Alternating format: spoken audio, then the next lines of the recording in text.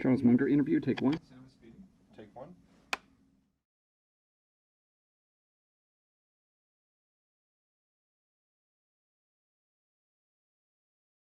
When I went back in 1959 to wind up my father's law practice, mutual friends introduced us.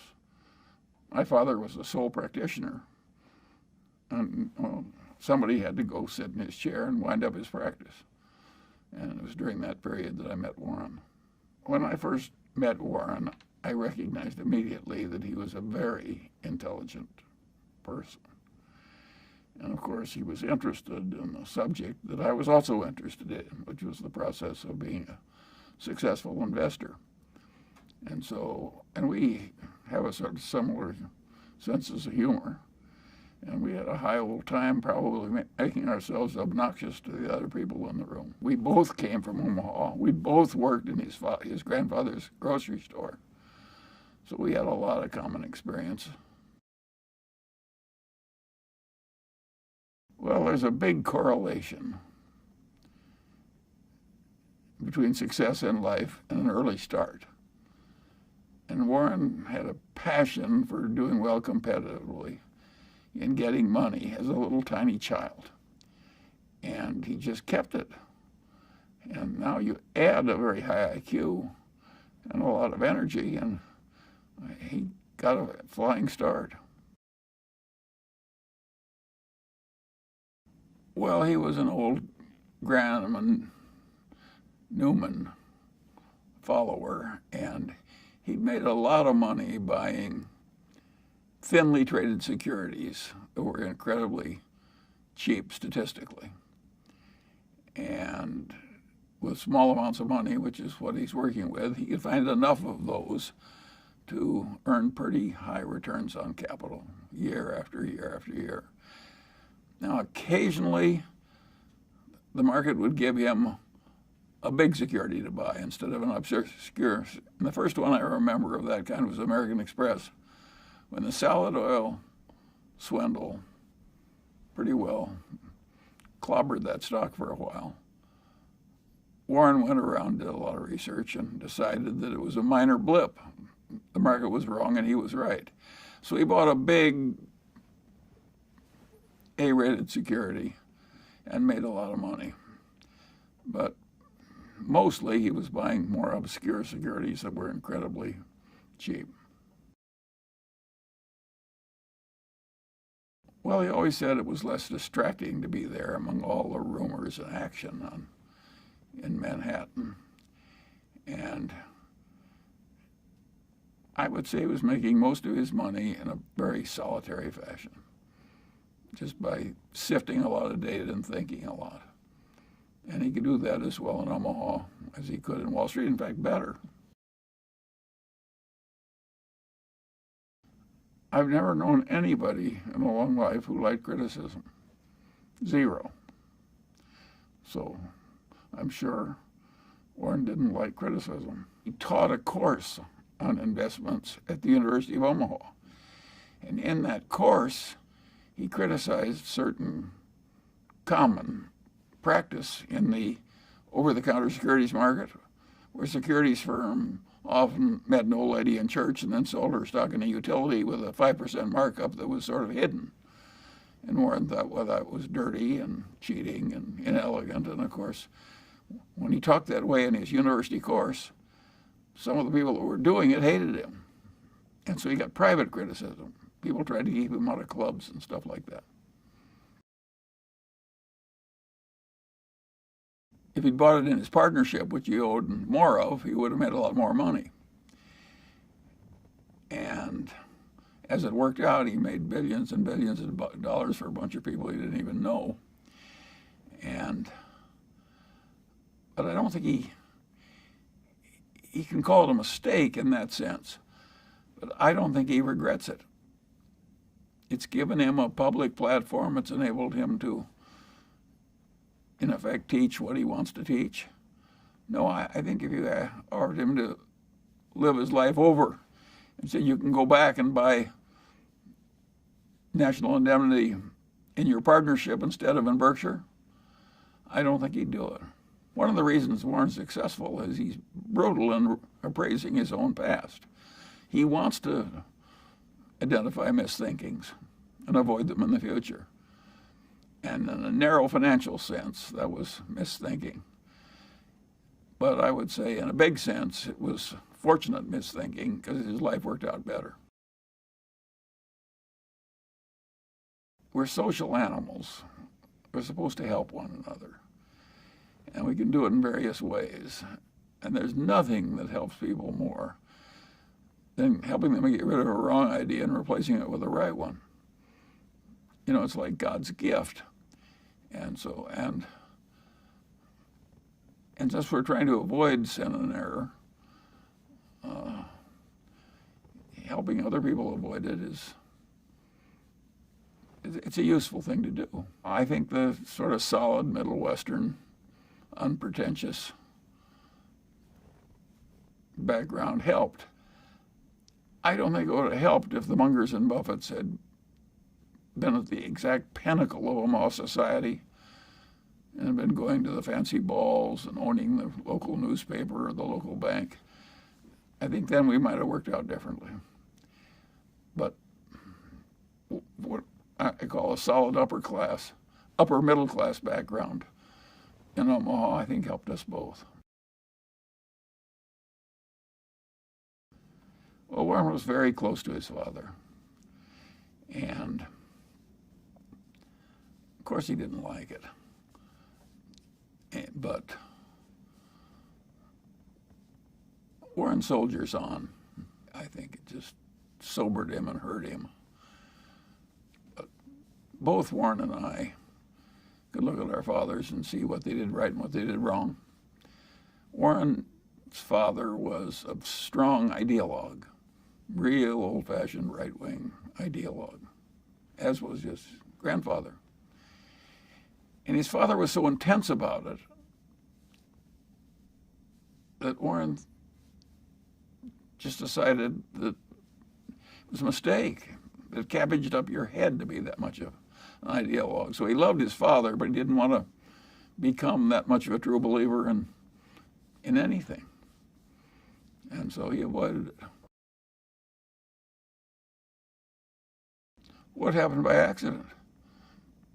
He had that contretemps where the CEO of Berkshire Hathaway tried to cheat him out of an eighth, and he got angry and said, well, hell with you, I'll just buy more. And that was a pretty silly way to behave, as Warren has recounted in retrospect. But it's what he did, and the rest is history. It happened to make his life work better, not worse. But it was an accident that he chose Berkshire Hathaway. If the chairman hadn't tried to cheat him out of an eighth on an $11 price, there wouldn't have been any Buffett-Berkshire Hathaway history.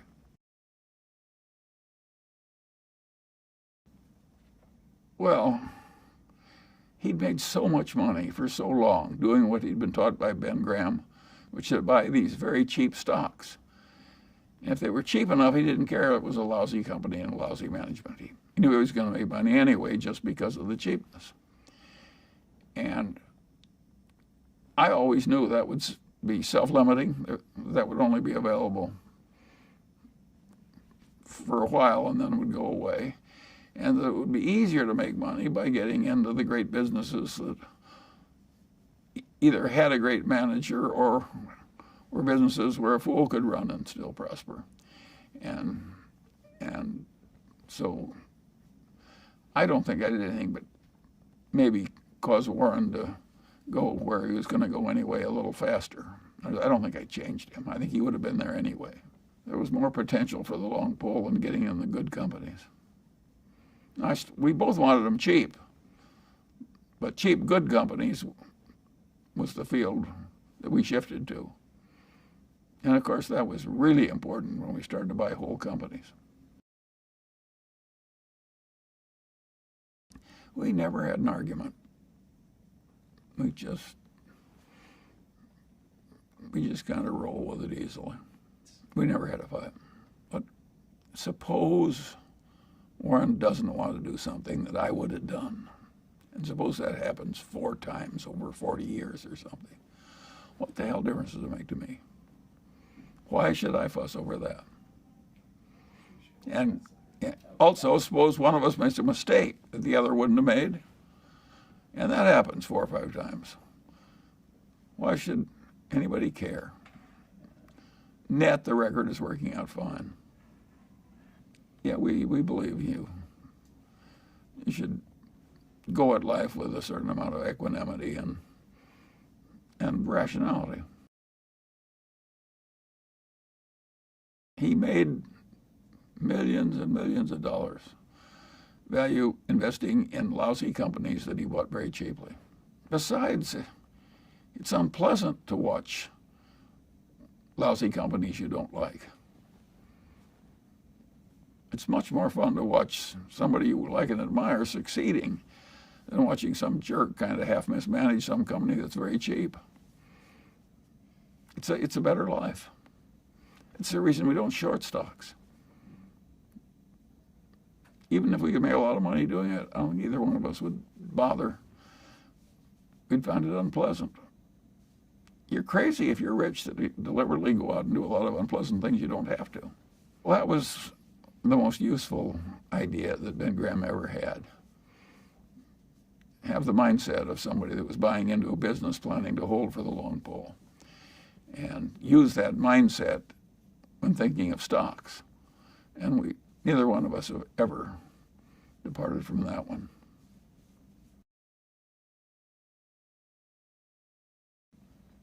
Well, remember, Warren had a long history of buying stocks below working capital per share, or hugely cheap securities. And by definition, they were all pretty lousy companies. And in Seas, we bought a really good company. In its field, it was the best in its part of California, which is pretty much all of California. And it had a wonderful product, a wonderful reputation, and so on. And it had a powerful trademark and a good culture. And we bought that and made so much money. It just was eye-opening how important these brands were. I don't think that Warren would have made all the money that Berkshire made in Coca-Cola if he hadn't bought Seas. He learned. The record of Berkshire Hathaway and the record of Warren Buffett is a record based on continuous learning. If he hadn't kept learning from every experience, the record would not be as good. He learned from Seas that he should buy Coca-Cola. You really can understand the power of a brand more when you buy something very cheaply and you're still getting 300% per annum on your investment in cash. That draws your attention. A brand can be very important. Well, what really makes it work is the business school term is durable competitive advantage, which is a pretty good term. You really want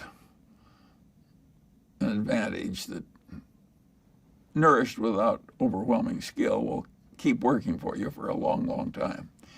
You want to avoid a business which is just so brutally competitive that nobody does well over the long pole. We've bought some businesses that looked pretty good to us that turned out to be pretty bad. We have a few of them still around, but luckily they're small. We sell them if they present problems we just can't solve. But if they just turn out to be a little mediocre, we hold them. We're not going to play gin rummy with the people that are part of our lives. He was just like me. He didn't improve much at all for decades. We were pretty good, but not really good. And then he really started working at it and working with somebody who was a world champion. And he is really quite good now. Whereas I have stayed the same. Well, we found out what had happened because we were on the board. And that's another example of a mistake that finally worked out pretty well. We never should have bought into Solomon. It was too much trouble. It was too much danger. It was too much involvement. And Warren would have probably made more, even though the investment finally worked out well. It caused a lot of agony, and Warren would have made more money some other way, better. So it was another mistake that worked out well. But the crisis, once we were on the board, the company could have gone under. It was a very serious, exciting crisis with crucial meetings. And if Nick Brady, the Secretary of the Treasury, hadn't relented on a key point, Solomon might have gone under. And he went with Warren because he trusted him, and it saved Solomon. It shows how having a good reputation is really helpful in life. The interesting thing about that is Nick Brady's family had owned stock in Berkshire when it was a textile company. And he, when he was at the Harvard Business School, determined it was a lousy business, and he had his branch of the family sell out. The other branch of the family stayed, and the guy got to like Warren when he came on the board, and he was kind of a stubborn New Englander. And he held all his shares in this lousy, failing business. And of course, he became enormously rich. Whereas Nick Brady, who made the correct decision to get out of a lousy business, watched his relative who knew less and hadn't gone to business school and so on, made this great fortune. Life is full of little ironies like that one. I don't think it bothers Nick Brady. He's a pretty mature fellow. But it was one of those crazy quirks of life. Well, if you start with a bunch of lousy businesses, which is what we started with, but we're going to wring a fair amount of cash out of those businesses. So basically, we started out with cash and ended up buying a bunch of businesses, including insurance companies, and drove Berkshire without really issuing much stock to anybody, from virtually nothing into hundreds of billions of dollars of market cap. Nobody else has a record like that. There's some great conglomerates, General Electric, United Technologies, Honeywell, but nobody has a record like that. If you're in a big bureaucracy, it can't change. It's just too hard. So you may say, well, I'd like to operate that way with no overhead and just a few people at headquarters and quick decisions that are good. But they're locked into a procedure like the Army or Navy with lots of meetings and people. And they just can't get to where we are from where they are. And they know that. And so they just shrug their shoulders. If some people can do way better than I do by that method, why, God bless them. I don't envy them because I can't follow them. Well, I think the modern Berkshire is pretty much all a reflection of Warren. The businesses that he started with are gone. Most of them died under him. And so he's created Berkshire with nothing but a small bit of starting money. Well, we used to have just 30 people in a cafeteria, and now we have this huge public spectacle. But I think it's helped the company. The big spectacle meetings. It's helped the teaching part of Warren's personality. I think it's been very good for us. Remember, Warren used to volunteer as a teacher at the University of Omaha. He likes a certain amount of this. He would hate doing it all the time. No, I think Warren has his life just the way he wants it, including the annual meeting. Celebration is part of making a group of people work well together. It's a celebration. Well, he came out of a private partnership where people he knew were trusting him a lot when he was obscure. And he had his relatives in the partnership, and they were not rich. So he was always had a good stewardship idea, and he just, as it got bigger, started treating everybody else the way he treated his relatives. That is a very good idea. I have a name for it. I call it extended Confucianism. It's a very good idea to extend your Confucianism, certainly to suppliers and customers and so on. It's so powerful. I constantly talk about Berkshire, a seamless web of deserved trust. It's such a simple idea.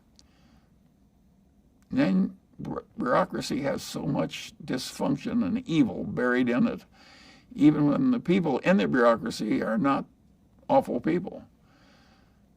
That running a system that has practically no bureaucracy at headquarters is hugely advantageous to Berkshire. I'll tell you how you do it.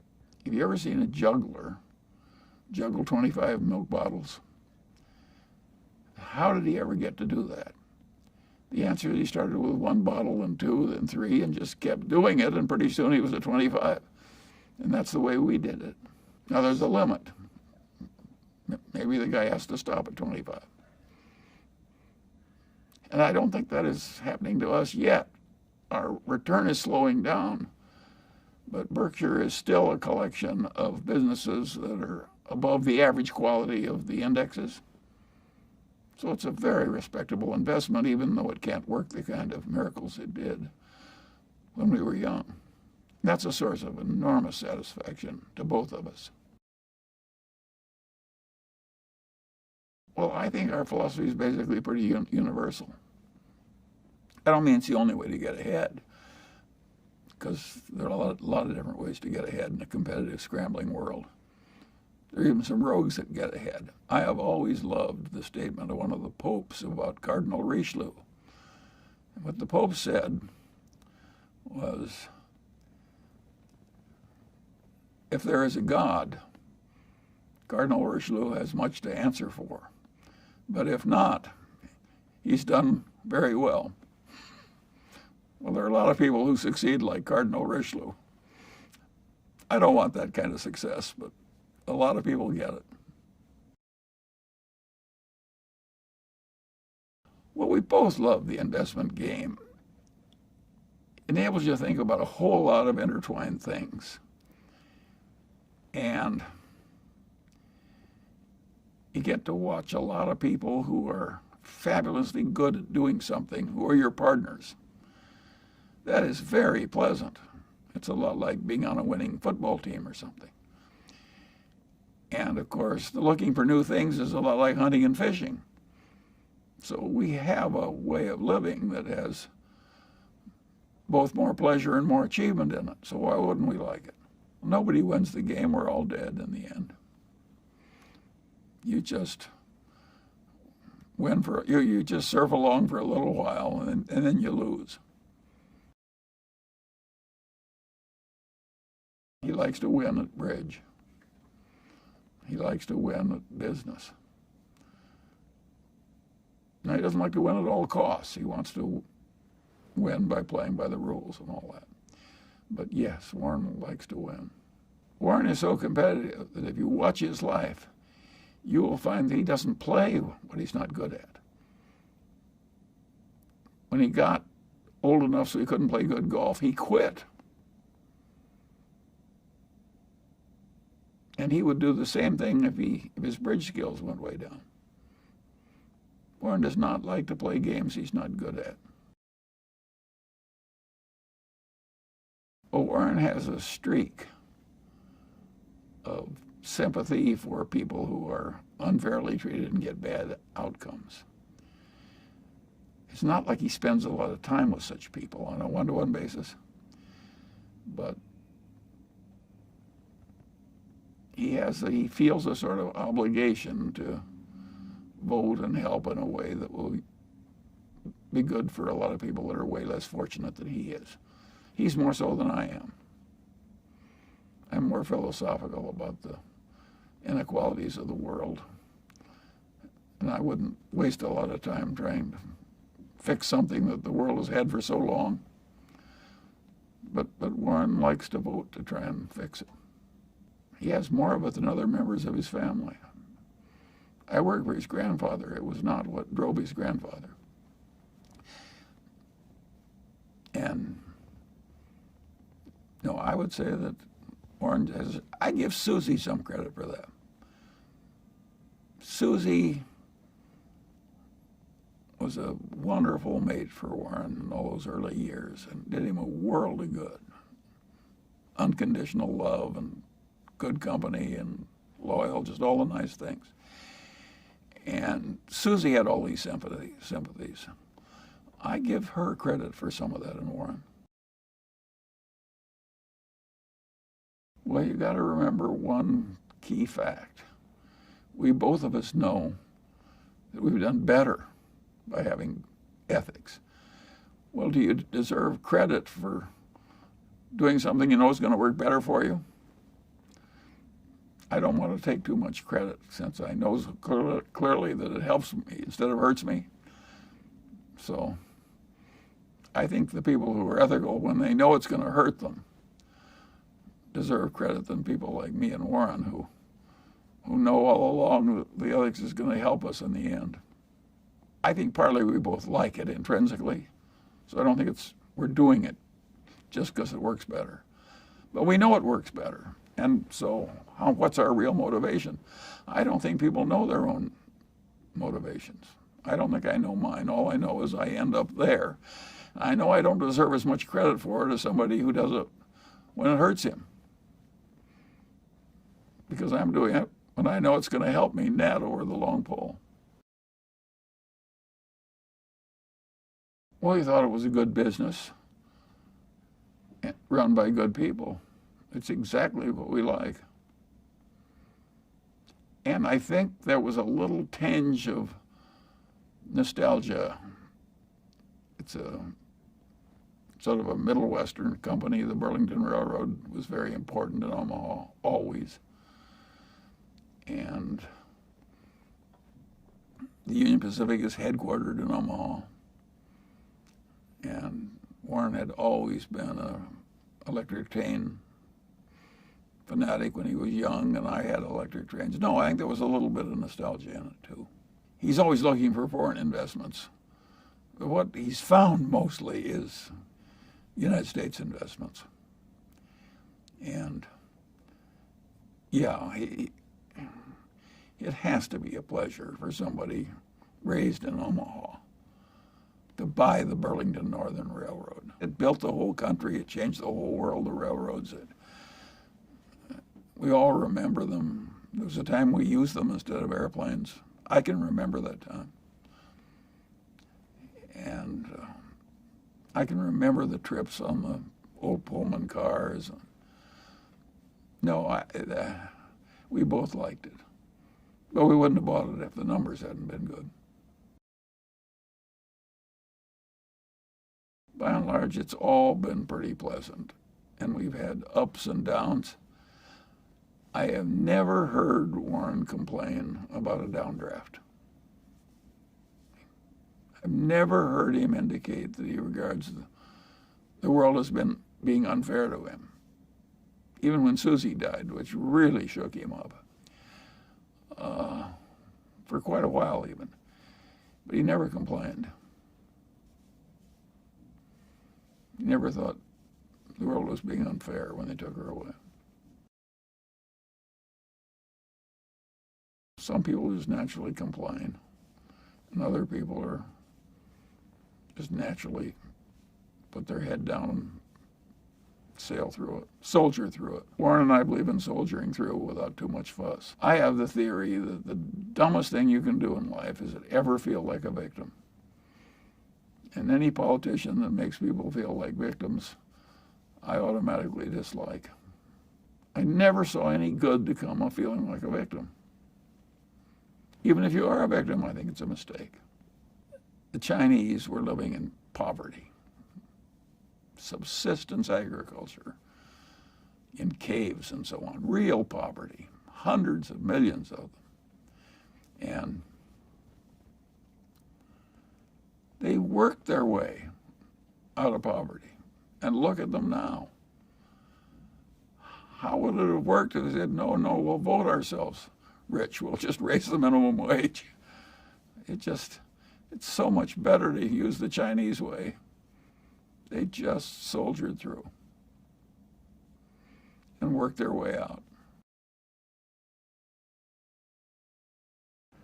Well, I've always had the idea that if you pretty much knew all the obvious things you should know in pretty much all the disciplines, and used that knowledge routinely, and didn't go crazy or irrational or go into anger or resentment or a lot, that it would work very well. And so naturally I've operated that way all my life. It was my way of getting ahead. I didn't get ahead by specializing. I got ahead by knowing the big ideas in all the disciplines. And that works if you're a wide-ranging investor, like me or Warren. It's not the way for most people to get ahead. And so we were very lucky to have the outcomes we did. I don't think either of us deserves huge credit for what happened. We're in the right place with the right family values, the right temperaments. And I'm sure we had some favorable breaks. But yes, I was lucky in that my grandfather Munger really believed down to the soles of his feet that rationality was a moral duty. It's just the way he was put together. And so it was very easy for me to pick up that idea. But even for people with prepared minds, we had better results than are at all common. So there was some luck in it. Amazing how you can go through a modern textbook in psychology, whole damn 1,000 pages, and in a subject that's been worked over by generations of academicians. You will not find people talking about the way that when you combine 4 or 5 psychological tendencies at once, you get a Lollapalooza effect. But it's a hugely important idea. And I don't know why a whole academic subject, I think the reason they ignore it is it's hard to do their little experiments that prove it. Listen, Berkshire is a Lollapalooza effect. There are several factors that intertwine, all moving in the same direction. Both of us prefer to make our money in association with people of merit. But if a marketable security was available in gobs on a horrible, mispriced basis in some lousy business, I think we might still buy it. In other words, the things are cheap enough, it sets the juices running. I'm not sure we're right to do that, but I think we might do it. It hasn't happened in a while. So we tended to drift out of it. But would we ever go back in? Well, Warren did those derivatives where he sold puts on the indexes. I think we'll make lots of billions of dollars out of that very easily. I think both of us believe the world would be better off without those derivative markets. But if they're there and it's mispriced, we act. They're for sale, it's a public market. There's no dishonor. But if you ask me as a voter, if I would vote the derivative markets like that one out of existence, I'd do it tomorrow. And Warren wrote the best and only letter when the options exchanges were allowed. He wrote a letter of objection. It was like the only letter. You really ought to dig that out and print it because